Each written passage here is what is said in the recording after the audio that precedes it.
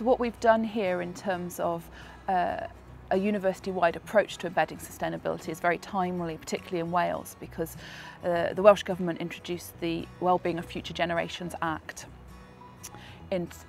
April 2015, which means that there will be a requirement for a number of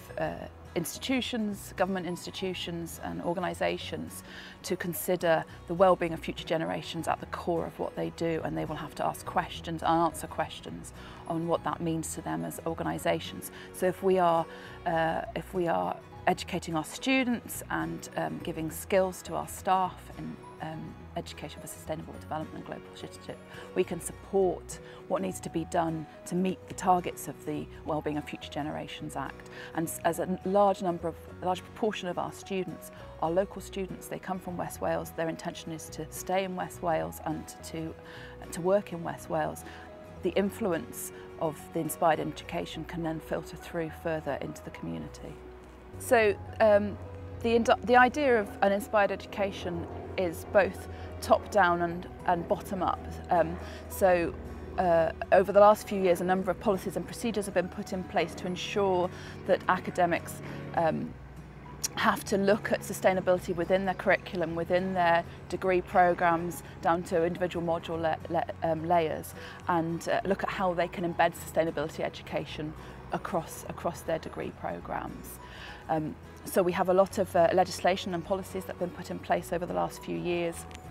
including the validation of degree programmes, which has to come through me as the academic lead, so that I can ensure that the sustainability statements for the degree programmes match the expectations and aspirations of the university.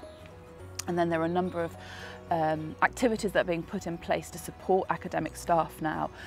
in terms of how they can gain skills and expertise in sustainability in order to pass that on to their students.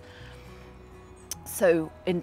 addition to the validation of the programmes, we looked at documentation that could support staff as individuals. So as a university, we've adopted the HEA QAA guidance on sustainable development as a first step to looking at how they might embed sustainability. Then we also provide other additional support. So there's opportunities for members of staff to talk to myself and other people on how they embed sustainability. And to that end, we've introduced a number of activities. There's the annual Inspire conference that I launched this year, which allows different members of staff to talk about how they're embedding sustainability in their particular degree programmes, but also allows other staff to come and listen to them and think about how they could then apply some of their pedagogies to their own discipline.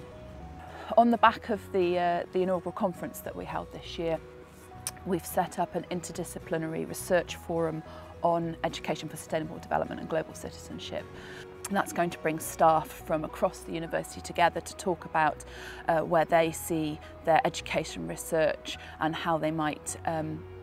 join forces with other academics in different parts of the university to look at examining new pedagogies and how they might be able to share their experiences. On the back of the conference we had, there's an enthusiasm from the staff to look at how they can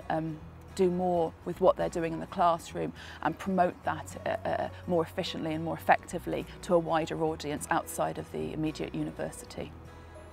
We have a teaching and learning enhancement group,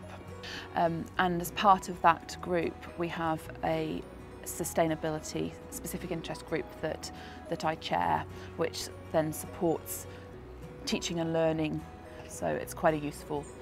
tool to get through, and so that some of the ideas that are generated through Sustainability Committee on ESD can then be fed back into the Teaching and Learning Enhancement group. Myself and Jane have been asked to speak at a number of conferences in the UK and overseas, and also within different institutions, and we've spoken in Australia and in the US and Canada. I had a refereed conference paper which I presented at the Building Resilience conference in Newcastle, New South Wales this July, which was also then picked up by a resilience blog from Washington DC and presented through their website as well, so that was very good exposure.